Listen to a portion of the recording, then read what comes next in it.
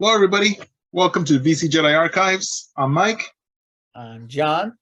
And I am Bryce. and today we're going to review issue number 1 of the High Republic, The Blade number 1.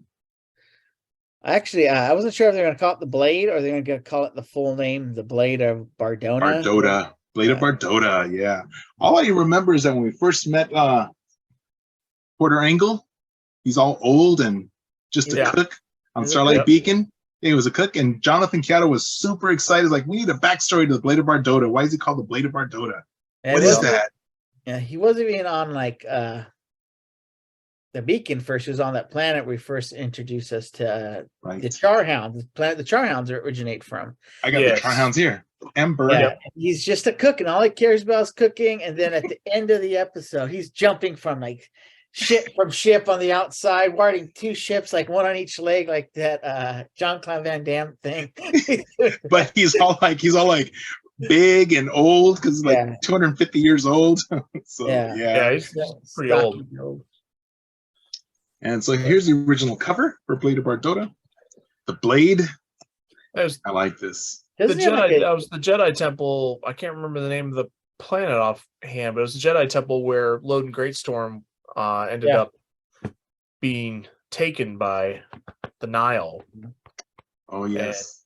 And Ember becomes basically Bel Zedifar's companion through phase. That's where it all started, really. It was this book. Mm-hmm. And there's a lot of things in this book, but we were following like 4 different storylines at once. This was the big, the accident in the sky, whatever they called it. Right. The Great Disaster. The Great Disaster. Right, I just remember the only thing about him was that he cooked was like a 9 potato stew or something like that. Yes.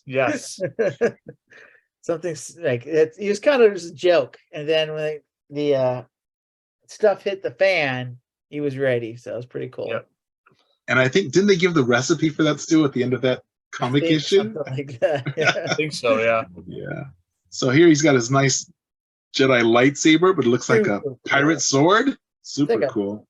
A saber, and it's got the same theming as High Republic, the gold and the bronze. Yep. Yeah, very cool looking saber. Very cool. I like this cover. It's piercing blue eyes. You would never think that was him, though, honestly, looking at that. No. Yeah. Here's a variant. First variant. Yeah. That looks more like him. Yeah. Yes. Yep. That's a cool variant. I was very shocked when I went into the comic book shop yesterday and I had this one in my box. They always do the regular High Republic for me, but they actually had this one in the bin for me, so I couldn't say no. Lucky Bryce. Yeah. So here he's floating around these Sabbat cards. And spoiler alert, it's something that's coming up in the issue. I thought it was Rebel at first. Like I'm like, oh, that's not Rebel. Those are Sabbat cards. Yep. And they're coming out of his sleeve, it looks like. Yeah. He almost looks like he's on Coruscant, but he's not. Yeah. And the other variant cover is here. A different angle. The art style is a little bit different here. More realistic. There's another term for it. I don't know what it is, but it's almost very Dark Horse comic books. You see the style a lot. Mm-hmm. And here it really does look like a sword, and it looks like the thin lightsabers, like when you first saw Star Wars. Remember, the first lightsabers were thin. Yeah, it's got that original. He looks almost like Vampirian. Yeah. His hands are kind of like real skinny, bony, like something that you might find like in a horror movie or something like that. Very also like Visions, the way that the right in Visions, kind of like the Ronin, yeah. And here's that same cover, but Virgin. So you can see just the artwork. The blue is really beautiful. Yeah. The colors, the way that they did the background, really makes the characters stand out a lot. Yeah. Very cool. Blue and gold. Nice. And here's another cover.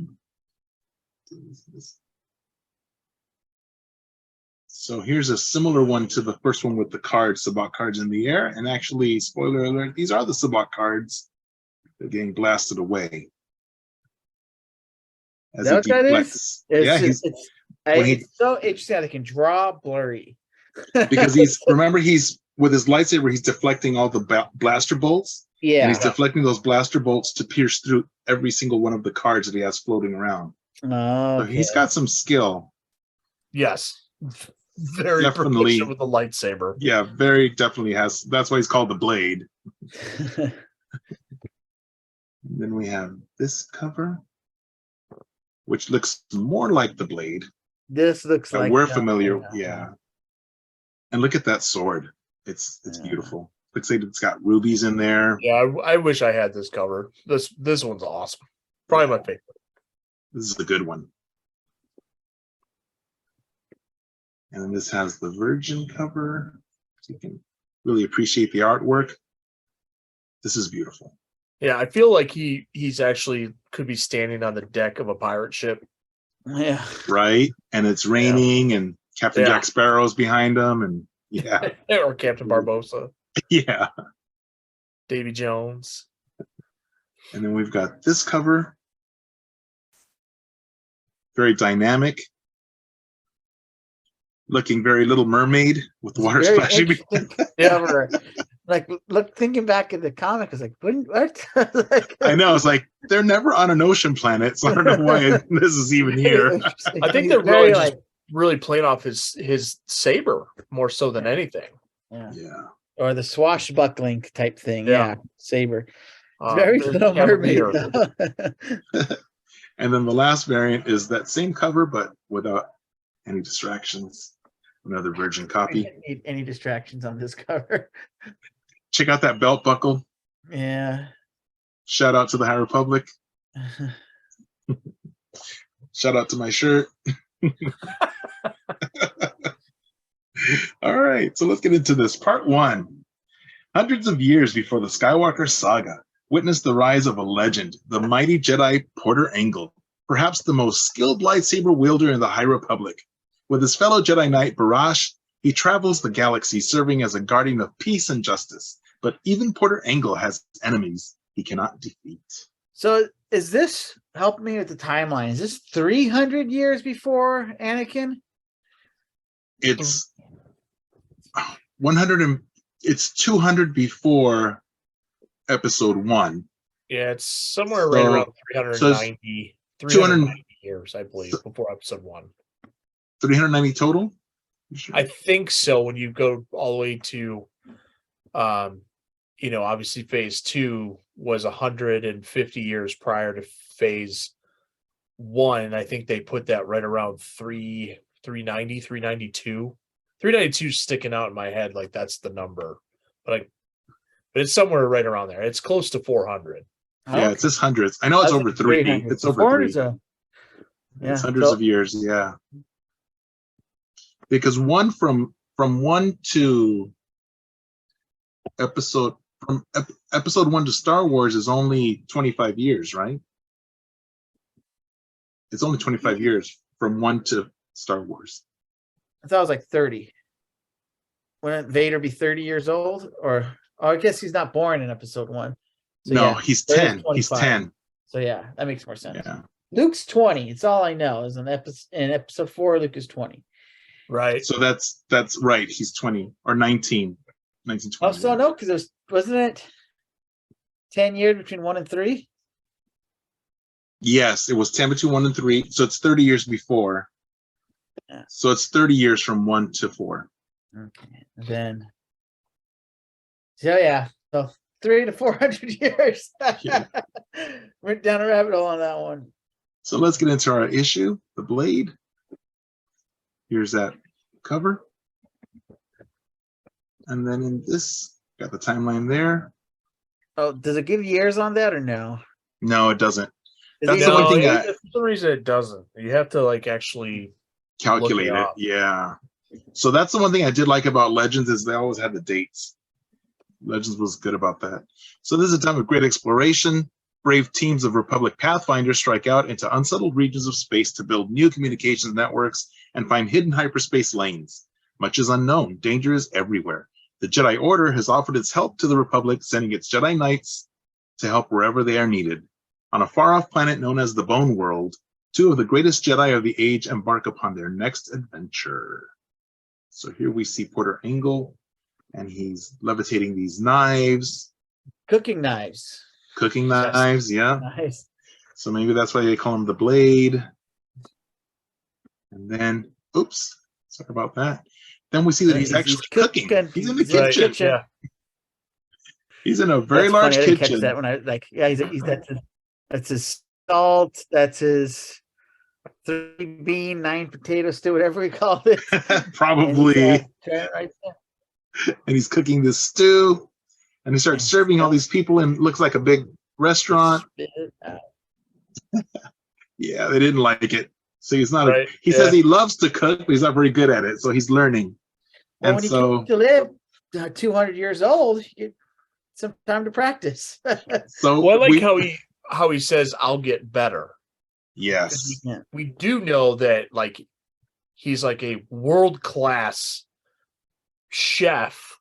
Yeah. You know, by the time when we first read about him, definitely Michelin chef by the time of the High Republic when we see him at the Starlight Beacon.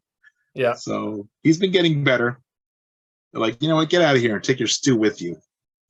And then he also takes, then here we have his partner, Barash, and she says, hey, Porter, she's using the Force. She's sensing something. It's like, there's trouble outside. So he picks up the Sabbat cards, you know, with the Force. He just like kind of calls them to his hand. They're hidden in his palm there. They're like, we need those. It's like, oh, I'll be right back. So he walks outside. You see these big old skeleton here, and these I know the giant snails carcasses, conch shells. Yeah, very cool. I love stuff like that because it makes you use your imagination. Yeah. In episode 4, you see the crate dragon skeletons. Like, so cool. Cool stuff. And he starts levitating the cards in front of him as he's walking towards these people who are these having some kind of a prospectors? I don't remember what these people were. Did it say, or they're just someone causing trouble? I think so, because they're making claims because they want to mine these the marrow of these, the petrified marrow of these. Yeah. So they think that they stole marrow, their whatever it's called. amber marrow. And so they're like, no. The Twilights are not brother sister, right? They're like husband and wife, correct? In this case, or working together, but I don't think they're siblings. But I just, what cracks me up is like every time we see, and I can't remember Kit Fisto's like alien race, what they are, but every time you see one of those, the Nautilans look like they're dressed like Jedi. Always, right? He's a Nautilin. Thank you. Yeah. And so then the Twi'leks are like, hey, they stole this from our claimed area. And the Nautilin and his friend are like, no, we didn't steal it. We just got lost and stumbled across your claimed area, but we already had this amber bone marrow, fossilized bone marrow. That's pretty valuable. It's the only thing that's of value on this planet. Yep. And so then Porter's still, juggling his cards with the Force. And they're like, oh, how are you doing that? And they're like, oh, he's a Jedi. He's like, there's no Jedi way out here. And he's like, well, I'm not a Jedi, but she is. And they shoot at him. They just randomly open fire on him. That's just like they're talking. And then he just like whips out his lightsaber. And as they're firing at him, he like swishes it around and pierces every single one of those Sabbat cards. Is that the first time we see someone just showing off reflecting blaster bolts? Yes. It's literally just like, watch this magic trick I can do with cards. Right. It's literally like on stage, like he could do it. It's just unbelievable. Like, because you saw this in Vegas, you're like, how'd they do that? It's smoke and mirrors. Well, and you think about it, he's doing this with the 2 Twi'leks shooting at him, and then the other 2 bystanders around him, and Barash is somewhere next to him, and he doesn't hit a single person either.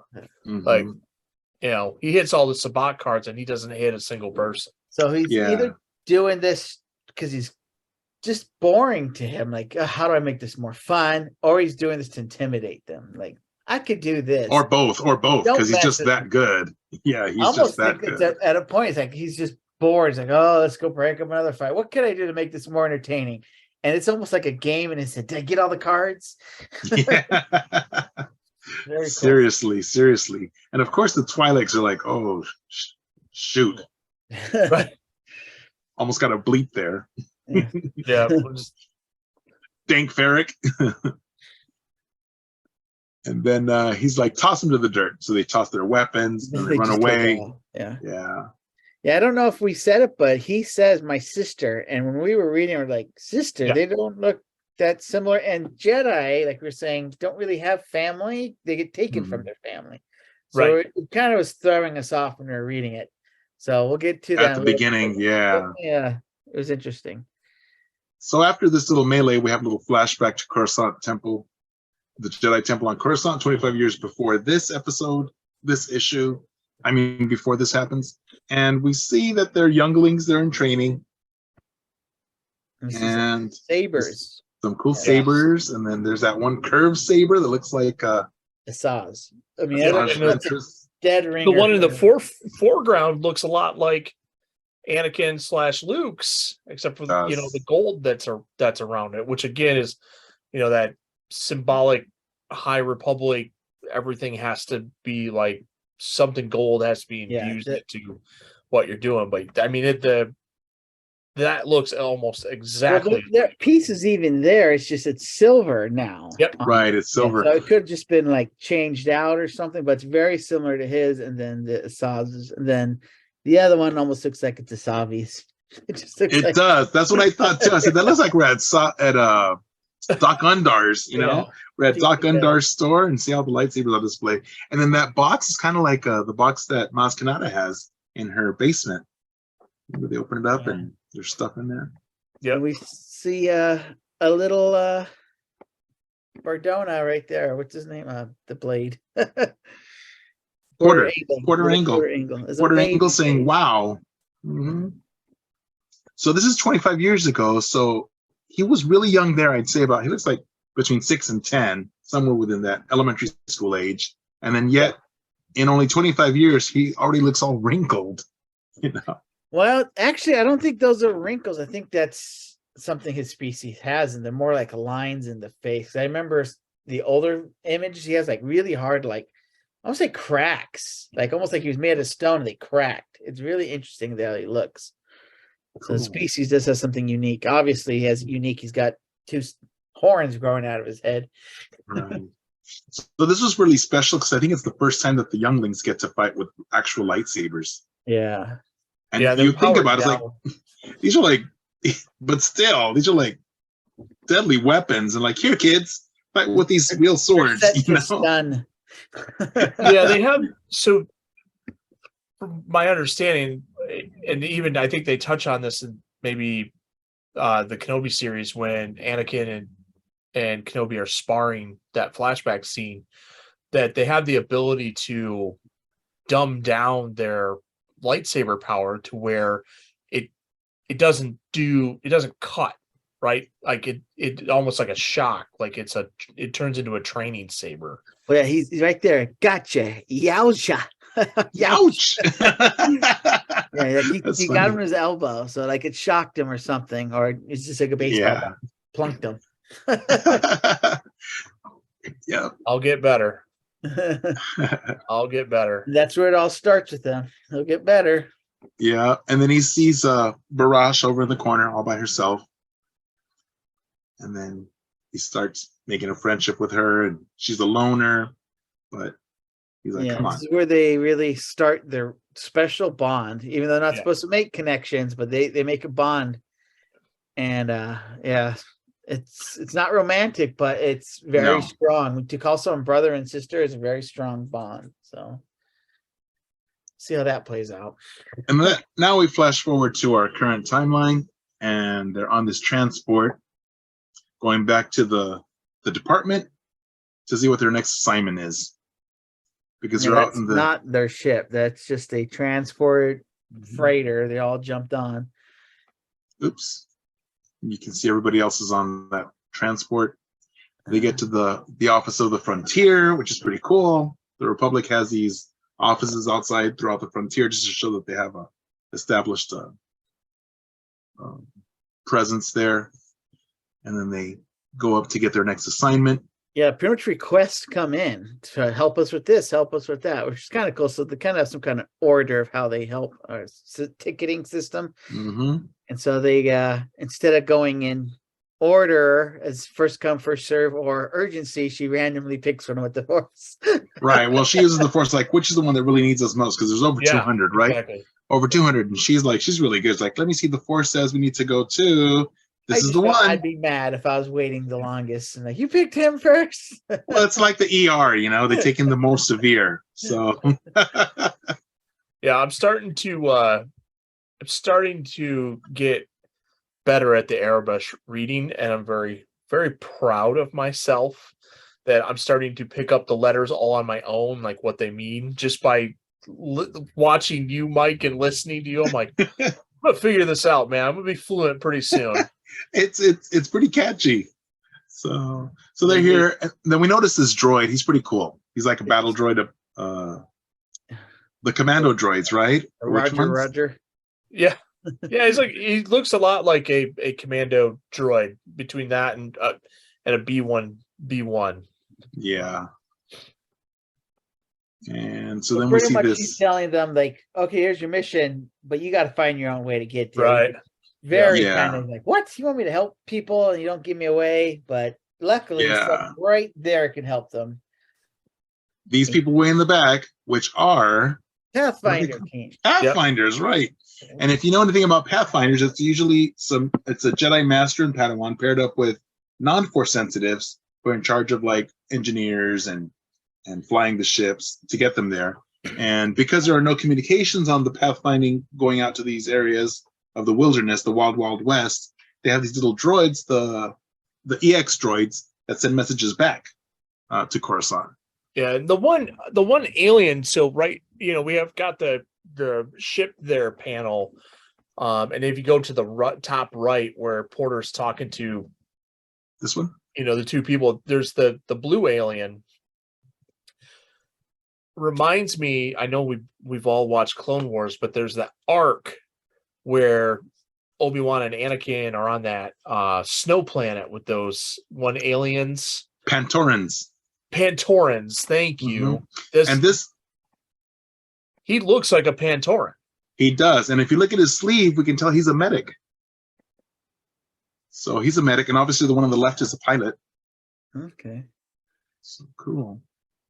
So I thought that was kind of cool that they brought some a character like that or a species like that in from Clone Wars.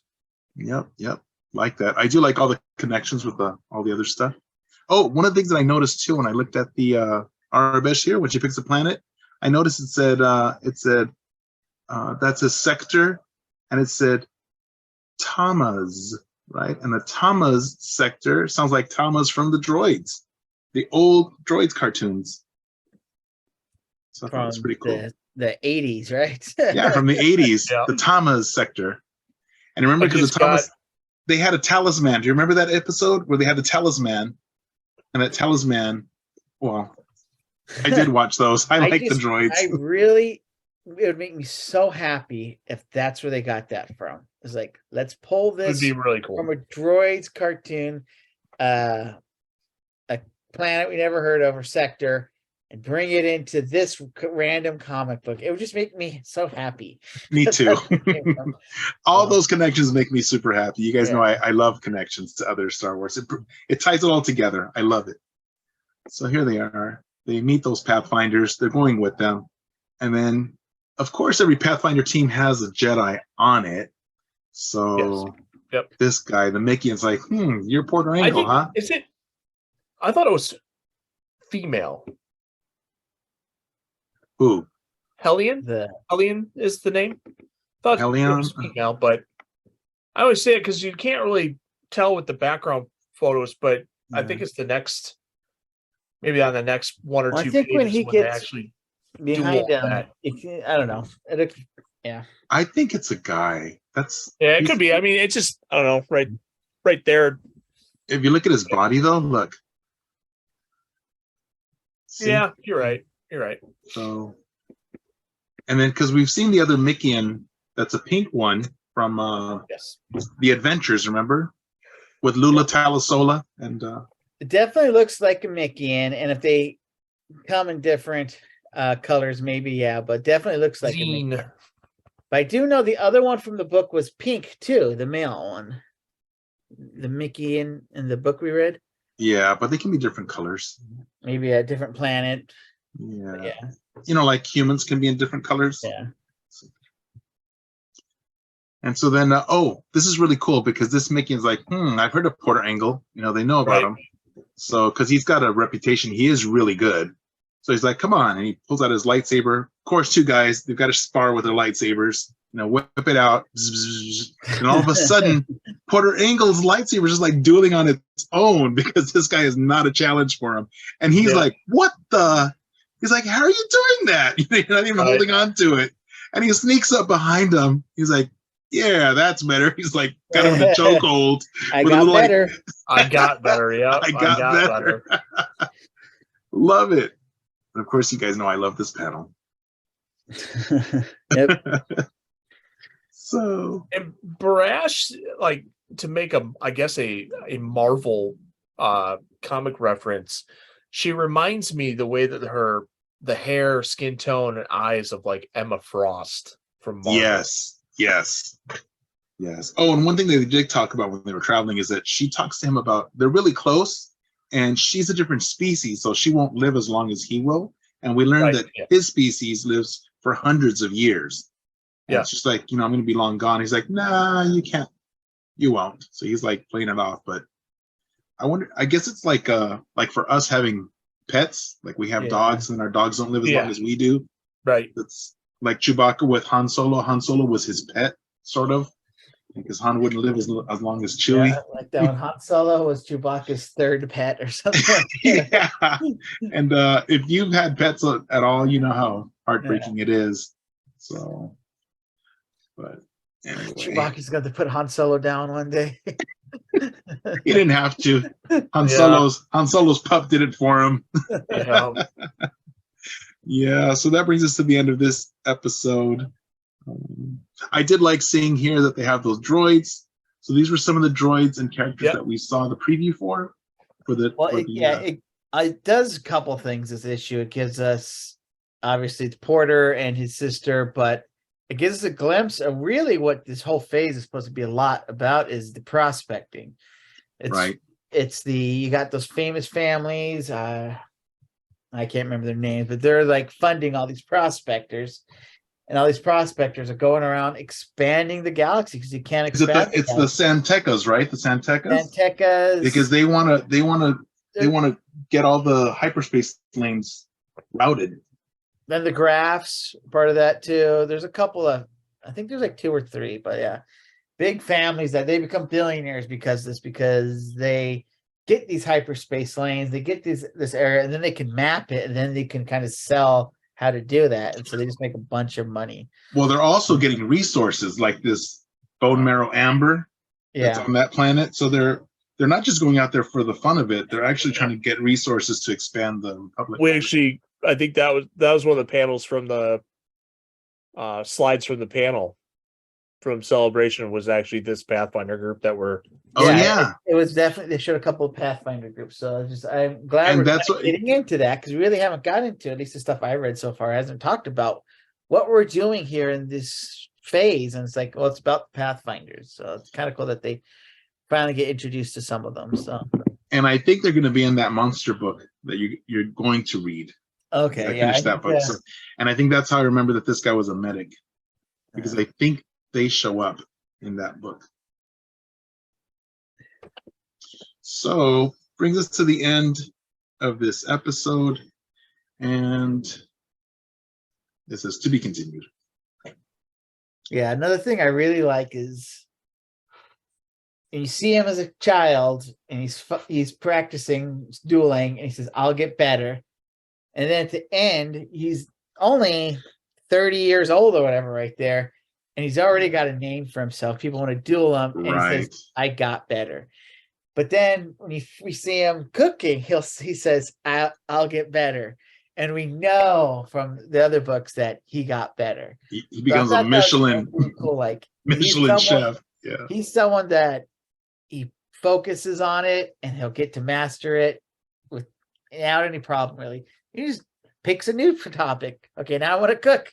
He's going to focus on it, and he becomes a master at it. So it's pretty cool. Wish I could be more like him. You are getting better, Jonathan, every day. Yeah. So, ready, guys, for a Holocron rating? Yeah. Yes. What do you give this one, Sarah Bryce? stepped in to ask me a question, so. Oh, you guys want me to go first? Oh, sure. Sorry, Sarah came in and asked me a question. I was a little thrown off. Oh, sorry. I know. I really, really like this. I probably read through this comic in almost record time, because just the first couple panels for me, like I was like, oh, this is going to be a really cool story. And then as we get a little bit further, like now it's like, now I want to know where he and Barash's story goes from here, because obviously there's a lot. I feel like the next 3 issues we're going to have progression with the story, but we're going to get these flashbacks of when they were, younglings, and then when they were Padawans. How did they reconnect after, a master or a knight came and said, okay, you're my Padawan, we're not going to be in the same area anymore. So how did they reconnect after leaving the Jedi Temple? I think that's going to be a really cool story. So for me, this was 4.5 out of 5. Ooh, nice. Jonathan, now for our low score. I'm gonna give it a 4. Great intro to a character, and they already, like I said, gave me points that I got better things. Already great lines from him. You already see him being amazing. He takes out another Jedi, like nothing, just okay, take care of him. And so really cool. And they give us some I don't want to say intrigue, but he calls her sister, but they meet as younglings. So give us a little bit of mystery. No real story yet. I guess we don't. They're joining the Pathfinder, so we don't have a story yet, so it's okay. But great intro. This is going to be one of those ones. I already know that it's 4 issues or whatever. It's greater than the sum. Like once it's all done, I know I'm going to give this the highest score I could get, because I just know they're going to do a great job with it. But this one's 4, so yeah, it's great. But yeah, nice. And well, I'm going to give it a 4.25 holocrons out of 5 because I did like the story. I love the characters. I love that it connects to the Pathfinders, but I didn't really see a lot of the action was all too quick and too fast. I wanted to see more build up and actual battling, and everything's just too easy for him. The way he takes over everything. So I just want to see more of a struggle, see him show off a little bit more of what he can do. But yeah, I think it's going to be, like you said, Jonathan, it's going to be a great series of run of 4, and can't wait for the next issue. It's only 4 issues. It's going to come fast. Yeah, it is. Yeah, it is. So it's going to be great. It's going to come fast, and it's going to be a good issues. And I already feel like even in just the first issue, we already have his tagline, I'll get better. Yeah. So easy. It's so him. Yeah. All right, guys. So thanks for joining us here on the VC Jedi Archives. Hope to see you at our next session. And be sure to follow us in our sister groups. I can't remember them, but Bryce will. Those would be the Star Wars Book Nerds, Star Wars Comic Book Club. We are also on Instagram and Twitter. And of course, our main page, which is Star Wars Celebration Europe. Yeah. Jonathan? Yes, like and subscribe us on YouTube, people. So may the Force be with you, and we'll see you next time. May the Force be with you. Bye-bye.